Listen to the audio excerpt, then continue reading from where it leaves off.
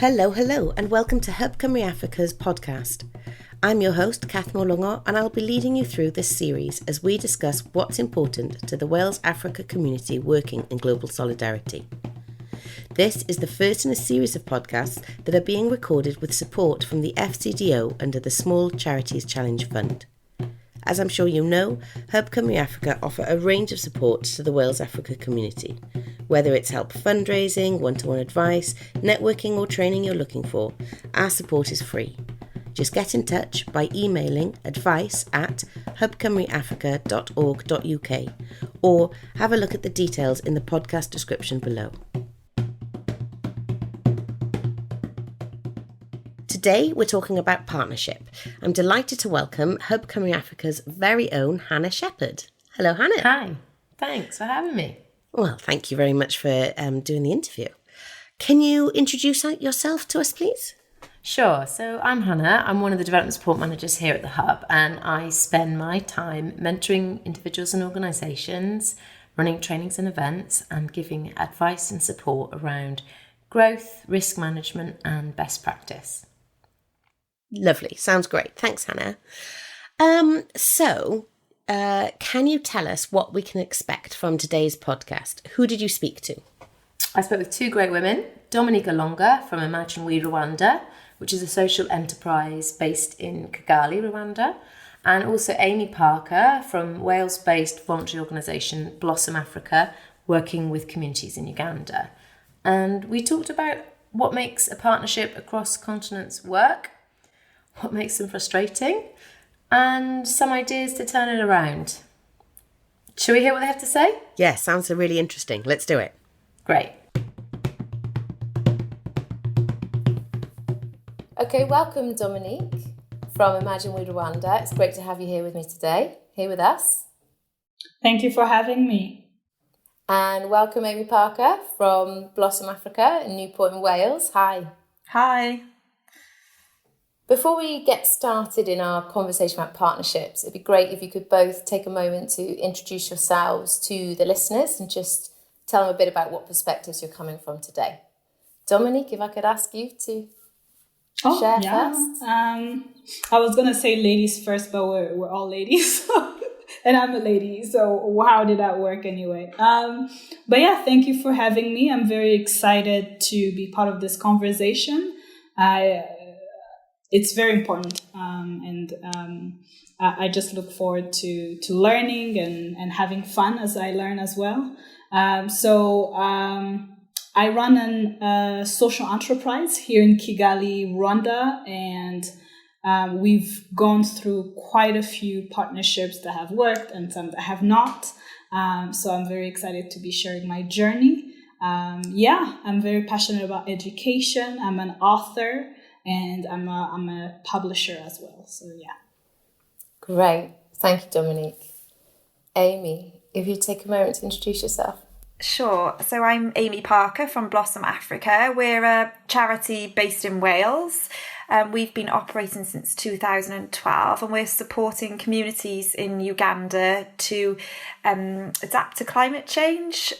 We're a community-based organisation registered in Uganda. And we, like Dominique, we've worked with a number of partners over the years too, and happy to share our experiences. Great, thanks. Okay, so maybe I could start by asking what makes a partnership work for you, or equally what doesn't make it work. Dominique, if I can ask you first. Yeah. What makes a partnership work for me, for my social enterprise, is the sense of a shared vision, the sense of an understood vision, and the comfort that comes with that. So one of the biggest learnings I've had is to listen outside of a mindset of scarcity. So, being based in Africa, in Rwanda, when you bump into somebody who is either from outside of Rwanda, from a wealthier space, it's like my brain would just stop and be like, okay, rent is going to be paid, projects are going to be, successful. And instead of listening to my vision and communicating my vision, I would almost bend myself to what they're looking for. That sometimes wasn't working with what I was looking for. And then in the beginning, of course, it's working, but eventually it starts getting kind of stiff and impossible to work with. So I think a healthy partnership, now that I think I'm outside of survival mode as a social enterprise, as an enterprise, we have a few things that are set up and we have enough room to breathe. It's a more refreshing space to approach partners, because you're approaching partners from your truth, from your actual vision. And it's been very fun to actually see who truly matches. And these are more long-term, because we're not bringing forward the scarcity. It's more, in terms of the work and the actual synergy that we can create. So that's, for me, that's a healthy partnership. Yeah. Okay. It's interesting what you talk about survival mode there, isn't it? And how sort of chasing money, I think it's quite key, isn't it, in getting it wrong or getting it right. It's very real. It's very real. Yeah. Amy, it'd be interesting to hear your take on that. Yeah, I think there's a lot of factors that can influence how successful a partnership is. I think, Dominic, you've hit on a really key one there for me as well, is that aligned vision and values. I think we need to take the time to get to know each other and to understand our vision and values, because I think on, like you said, the first kind of meeting or the first kind of introduction, you might try to bend a bit to fit with each other, and that's definitely not healthy or a long-term way of working. I think clear expectations are really, really important on both partners. So in terms of your role and what you will bring to the partnership, to have those conversations quite early on and an ongoing basis. I think communication is a really generic term, but it's really, really important, and it needs to go deeper than kind of a monthly meeting or something. It is about creating that space where you can discuss when things don't work or when they haven't gone to plan, and to be able to have that honest space for that dialogue to happen. And I think for me, working in Wales in an African partnership, I think understanding that communication can be quite challenging, and that there may be words that mean, or concepts that mean something quite different to us here in Wales to what they would perhaps in the African context. Things such as monitoring and evaluation, training, networking, partnership building, they can mean quite different things. So I think it's really, really important for the partnership to sort of delve quite deep into them and not assume that there is that mutual understanding about what those things mean. And finally, I think I'd say respect. We here in Wales, we don't have the lived experience that our partners in Africa do. So I think it's really important for us to kind of respect that our partners are the experts in their communities, and to really respect and value that as well. So I feel like I could talk for ages about that, but I do feel like the partnerships are quite complex, and there's a lot to them that make or break it. It's really interesting what you said there about, respecting expertise in country, isn't it? And I think that can be really critical when it particularly when it comes to looking at strategies and what you do, why you do it, and who you work with. Having those conversations together is really important, isn't it? Do you have any thoughts on that, Dominique? I 100% agree with what Amy's saying, because even just recognizing that it's different cultures, it's different spaces, and allowing both partners to sit firmly in their role is so important. Yeah, and then she mentioned it, having clear expectations of, what do you want from me and what do I want from you, and communicating areas where this is actually being fulfilled. The flexibility, of course, we've all been hit by this massive global change that is COVID-19. How does that affect, it's affecting probably Wales differently than it's affecting Kigali. So as much as we clarify the expectations, there's always that room for dialogue, for communication, for change, for pivoting. And that flexibility is only learned through honesty and mutual respect. And also us, for instance, I would say for Africans, walking away from we're only expecting to be fed, and walking towards, we know what we're doing. That's also a confidence that we've had to learn over the years, and also unlearn that, we are here to be saved. And when you find a partner who's also ready to create room for that confidence, for that blossoming, actually, Blossom Africa, for that blossoming, it's really important. And then, we both meet in the middle. So healthy partnerships do happen, but they require this kind of commitment, this kind of grace and empathy as well, if I can say, yeah. Thank you both. That's really interesting. So talking about partnerships and keeping them healthy, how do you keep a partnership healthy? Amy, if I can come to you. Yeah, sure. So I think in terms of maybe a partnership not working, I think you can flip pretty much any of the things that we've already discussed on their head that could create that unhealthy relationship, in terms of not communicating effectively, any form of mistrust or dishonesty. They can all be really, really detrimental. And I think in order to kind of avoid some of those things that could affect a relationship, it's important to invest time in making the relationship healthy. So open and regular dialogue, being able to openly discuss issues and challenges. And as Dominique just mentioned, things do change and evolve. And I think over the last year, it's been quite rapid change, and we're working in complex environments. So I think we really need to be open to that change and not be too rigid in what we're thinking. And we're like, we said we were going to do this, so we have to do this. I think we need to be very kind of fluid in our dialogue and discussions, and open about challenges.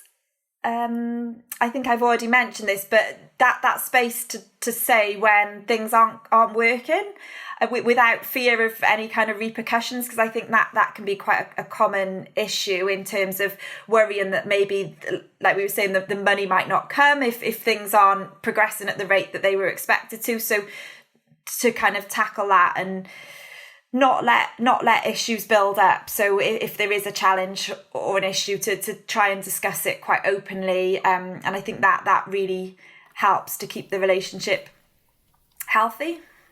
That's really interesting, Amy. How do you create that space to have that dialogue? It's definitely a challenge, and I think in some ways COVID's been quite helpful in terms of pushing us to explore some of the other means of communications, Zoom and WhatsApp, and to be a bit more creative with how we communicate. I'd say it's definitely not easy. We're working at, for us here in Wales, we're working at a real distance from our partners in Africa, so it's definitely not easy. Regular chatting. I think this may come up later on in the conversation, but I think a challenge we often face is quite often the Wales-Africa relationship start off as maybe a friendship, maybe a group from Wales visits the community in Africa, and they develop a friendship, which can be quite challenging then to turn that into a professional relationship. So I think it is about just continuing to talk and continue to try and move that kind of relationship into a professional relationship where there's those roles and expectations and visions and values are continuously discussed and explored. Thank you. So Dominique, it'd be so interesting to hear your thoughts on that, and on keeping partnerships healthy and that space for honesty that we're talking about.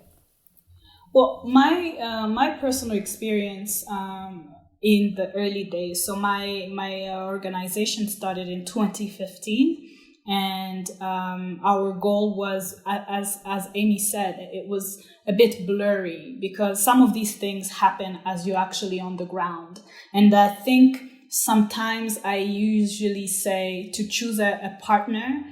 It's more beneficial for the partner that's coming in to link up or to connect with someone who's already further along with their idea and their vision. Because idea stage, grabbing a partner who is still in their idea stage is a lot more risk. It's a lot more jumping through lots of hoops that you didn't plan for.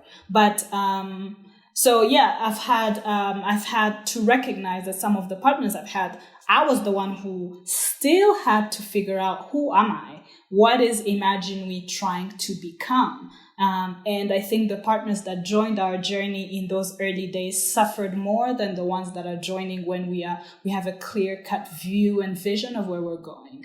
And so what I would say, at least to those early on partners, was to say, what are your expectations? So understanding the expectations. Sometimes a partner comes to you to have a different view of the culture. It's a better way to understand the Rwandan culture because they will be fully immersed in that culture through you. So if they're just kind of doing a study for 2 to 3 years and they want to move on and start something else, it would be really beneficial to kind of express that. Or are they coming in to be a 20-year plus partner? So knowing that early enough, because a lot of people, are in this haze of, if I act well, maybe it'll be, 2 more years and 3 more, and they don't have that confidence, which makes them act in a way that they're not happy with, because this is not clearly communicated. So in terms of expectations, I would say it's more beneficial for both partners to know we're in this for 2 years. Because my general goal is to understand the education system in your city so that I can see how better I can, start my own thing or partner with higher level people, So understanding those nuanced expectations that are not spoken. Because they're never spoken. They're like, oh, we love your vision. We love your team. We love what you're doing. But they never say, okay, I'm really here, from Australia, from Canada, to kind of have another segue or, way into something else. Maybe my goal is to eventually build a university, and I'm taking these 2 years to kind of have a feel of the culture, and I like you. Those unspoken nuances are so important, and understanding them, just like the less privileged partner, if I could call them that. Oof, that's horrible. But, the less privileged partner would say, I'm here because I need your expertise. I need, my vision is for this organization to move from 20,000 beneficiaries to 100,000 beneficiaries. And you have the money for that. But I think in the beginning it says, oh, I like your vibe, and yeah, I like your vibe too, yay! And it starts like that. And then, like Amy said, it's very hard to bring it back to something that's very serious, to now what are our values, and, And also another thing I would say for healthy partnerships would be some room for failure. And room for learning, especially actually at any stage, really, because here we have 2 cultures or 2, even within Rwanda or within any country, you have 2 people or 3 people who come together, different perspectives, different views of life that are coming together to build something. So eventually they will have to fall. They will have to disagree. And I think Amy mentioned it. If my fear of disagreement is attached to losing my partner forever, then I will not stand in confidence of what I'm building, which can result in, these horrible, weird silences, no communication, bad communication, fear to respond an email. They take a long time. And then these frustrations start to bubble up because on one end, someone is like, I don't know what to do. And the other person is not seeing that perspective. So when there's so our first partner was from Australia, if I can just jump into a personal story here. And they kept telling us, if you behave well, we will give you a 5-year contract if you behave. And that thing kept ringing in our ear. But then we didn't even have a clear definition of what behaving well was. So what it translated to was, they have a colleague who's flying in at 3:00 in the morning. Maybe behaving well means to pick them up at the airport. This has nothing to do with the project, nothing to do with the partnership, but we're hoping, if we maybe take them to coffee, that's behaving well. And it was just this haze of confusion that was very stressful probably to them as much as it was for us, because we were stressed. Nobody wanted to do these other things to kind of please them. But we were stuck in that because the idea was if you behave well. And then the first time we delayed in communication for maybe, I think it was a week, I don't know what had gone on. They were very angry because we were stepping away from the behaving well. So we set expectations that were not related to the project and that were not sustainable for us or them, because we were not even acting like human beings. We were like complete robot mode, So, understanding these things is easier in practice, but I would say to have a healthy partnership is try to know your partner, and both partners should want the best for the other. Really, that's where I think that if I say nothing else, it's both partners should genuinely want what's best for the other and finding ways to communicate that. Yeah. Thank you. That's so interesting. I can see where you're coming from. It's sounds like a really steep learning curve there. How do you what have you changed now in approaching your partnerships? Do you formalize things on paper with partnership agreements now, or what have you learned from all of that? You've talked a lot about learning and finding the room for failure, but from all of that, how have you changed what you do to create a healthy partnership now? I think formalizing the conversation early on is very important, because it all starts, they visit us, we have all these bright and shiny offices, and it's, the vibe is great, and they start from there. And they go, we like you, do you want this? Having the confidence to say, where do you think this is going? That took me years to actually do that. Where do you think this is going? Is a very vulnerable space to be, but the worst case scenario is, we were just, trying to check out what you were doing, nothing more. But some and most say, we actually want to stay in Rwanda and try to work something out. So from that conversation, you formalize everything. But what we did in the beginning was just to, go for coffee and never formalizing. So formalizing as quickly as possible is the biggest learning that I have made. And having conversations with confidence to say, we know that this is where we're going, and, these are our plans for the next 3 years, 5 years. When they see, we can inject ourselves here, can we do a project here? It makes more sense than being open. I used to be open to anything. You want to build a library in this school? Yes. And the school is like 8 hours away. We have nowhere to get there. Nobody knows how the shelves are going to get there. But I would say yes. So even being honest in our action plan. And that's very internal work, because you can't be honest in an action plan that you haven't prepared. So we came back as a team to prepare a 5-10-year action plan. So we know clearly where we feel that we're going. If you're a good fit, it's okay. And taking rejection. Sometimes it's okay to not be a good fit for everybody. It's okay. It doesn't reflect bad. Sometimes we meet doctors and say, hey, we are volunteers. We want to bring diabetes medicine in your library. And it's like, I need to get everybody. And that was a scarcity mindset. But sometimes it's okay for us to say, no, we don't see that.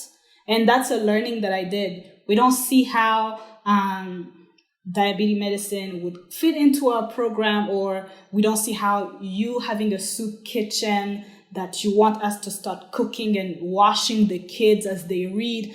It's okay if you want to do that with somebody else, but not us? Or could you have a trial? Could you show us how it worked in another organization? Can we see for a piloting period to see how it worked with other organizations so we can talk about implementing it?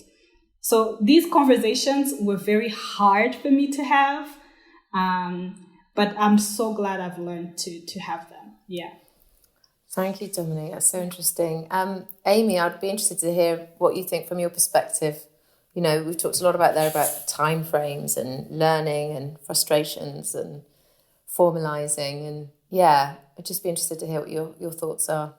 Yeah, I think so much of what Dominique's just said really resonates with me. I've sort of seen that play out quite often kind of on my trips to Uganda and anecdotally through kind of lots of development type projects. I think I've certainly seen our partners in Uganda really, really trying to please us in the way you've described. And I think it is really, really unhealthy and it's really unfair. And it's definitely not easy kind of to find that middle ground where everyone knows where they stand. But I think, you know, we have to keep kind of really working quite hard at that. And it's really refreshing to hear your experiences and the fact that you've kind of got to that point where you are confident in saying, no, this is what our vision is and this is what we're about. Because I think as well, the story about the diabetes medicine, that happens so often that, you know, groups come in and we want to build a hospital or we want to do this or we want to do that. And then,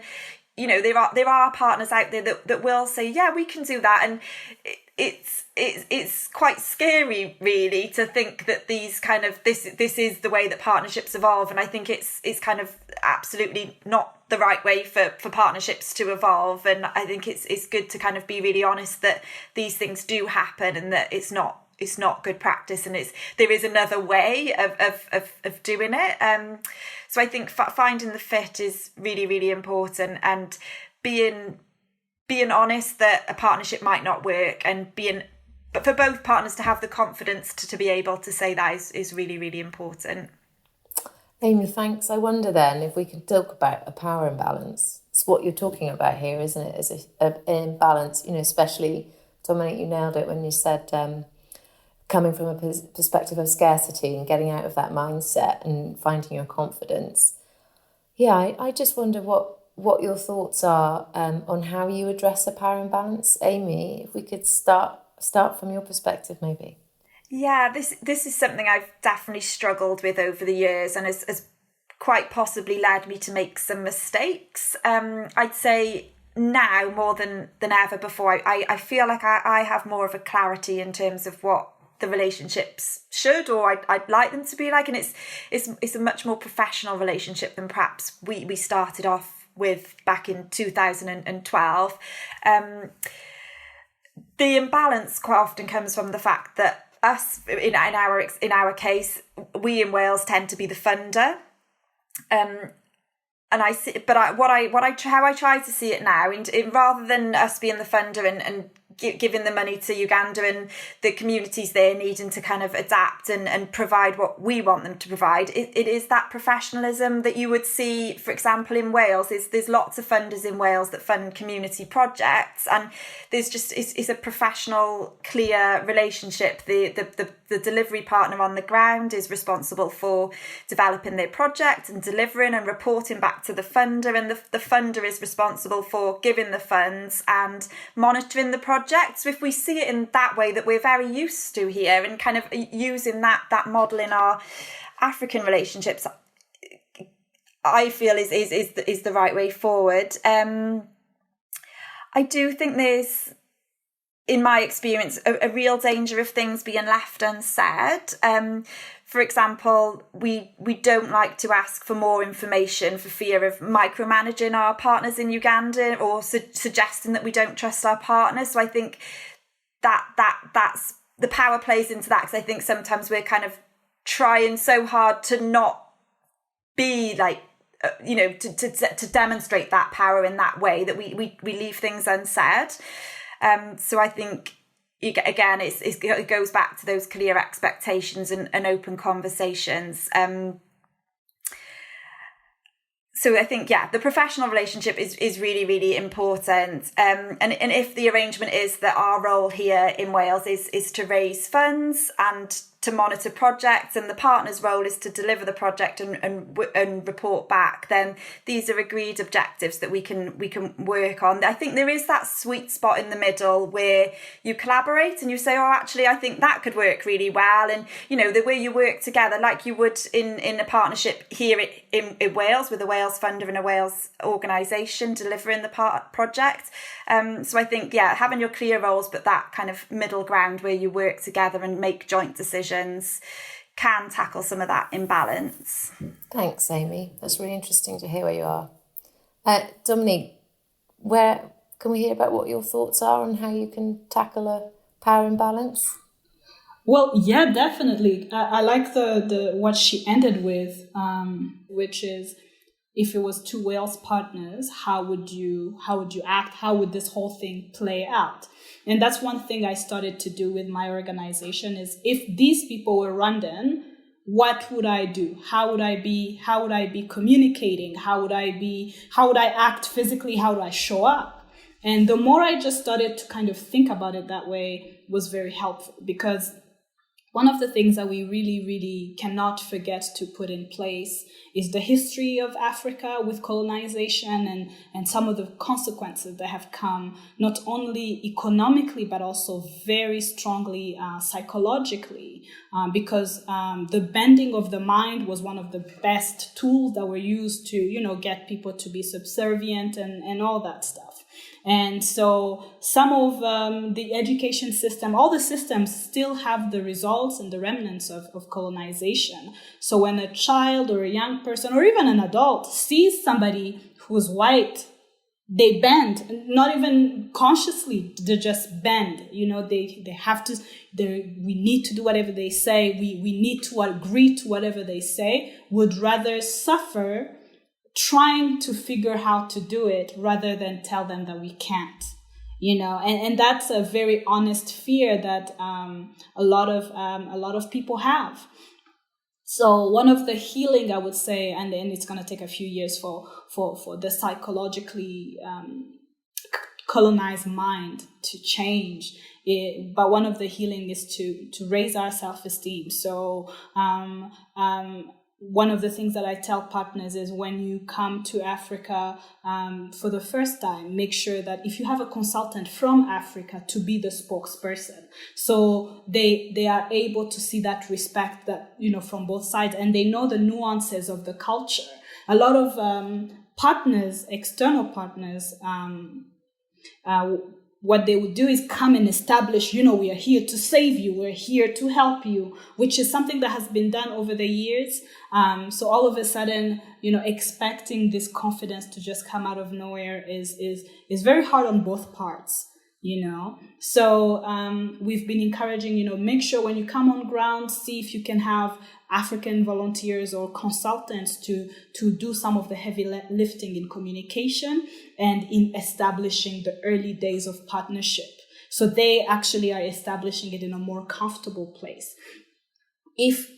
And sometimes we say, if you have a middle person for a while, that the lesser privileged, any marginalized community, really, you have somebody who represents them, and they have some room, some privacy to say, okay, what are you afraid of here? Before we sign a contract, can you tell me what you're afraid of? I will go communicate to this potential partner. Then they have somebody who looks like them, who has lived experiences, and they say, I'm just so scared. This is really not possible. We are a education organization. They're asking us to build a hospital. I don't see it. I want to try, but I don't see it. So this middleman or consultant, volunteer, whatever you call it, is going to go and say, these are the challenges. How do we see it? Because in person, it's probably not going to happen. It's just they're going to do yes. Because there were real repercussions to saying no. And this is my mom went to a segregated school. It's not like a long time ago. It's very recent. These consequences are still very real. To say no, some people, I think you guys know in the Congo, if you dare to say no, you would lose your arm, you would lose a foot, you would lose, real consequences. That now that anxiety kind of still plays a role in the early days of these partnerships. And also sometimes it can be, do we want to be a partner or do we just want to be an angel investor? And do we want to take the risks that comes with becoming an angel? So all these different conversations have to be very honest in the early days. But they're fun. I think I enjoy this more because I have found my space. I have found my voice, and it's very interesting to see how people from the outside who have never perceived these realities, how they perceive them and say, oh, you know what, that's actually very true. Because marginalized communities have a very true and unspoken reality, because even the books have hidden them, even the studies have hidden them, and we don't communicate them very openly. So how do we as a partner, what empathy does the privileged partner has to have to see beyond just the project, to see these nuances, to see these small or unspoken things? Yeah. I'm thinking that as it's fantastic to have all your insights, both of you. Thank you so much. I'm conscious of time, however. So I'm going to have to ask you both to just, if you have time in a moment, just to share with us your closing remarks. Amy, can I come to you first? Sure. I think I'd just like to sort of pose a challenge, I guess, to particularly the partners in our position as Blossom Africa, as the Wales-based partner, to think about who is making the decisions in your organisation and why. Is it us here in Wales as the funder, or is it our partners in Africa as the delivery partner? Are we here in Wales, for example, driving the programme and deciding what the communities want and or need? Are we claiming to be the experts, and do we think we know better than our partner? We need to be very honest with ourselves in relation to this and work hard to enable our partners to make the decisions as the experts in their communities on what is right for them. As they work in these communities, they potentially live in the communities too. This is definitely not without complexity, but just to pick up on some of the threads throughout the conversation, if there is a shared vision, open communication, honesty and trust, then there is hopefully a strong foundation to grow from there. But thank you. I've really enjoyed participating in today's conversation, and really lovely chatting to you, Dominique and Hannah. Yeah, it's been great, Amy. Thank you so much. This was amazing. Yeah, Dominique, have you got any closing thoughts or a challenge for us? She has definitely said it all. To my colleagues, I would just say, what work do you need to do to believe in your vision a little bit more, so you're not susceptible to these unhealthy challenges that we just mentioned. But the rest, Amy has definitely said it all.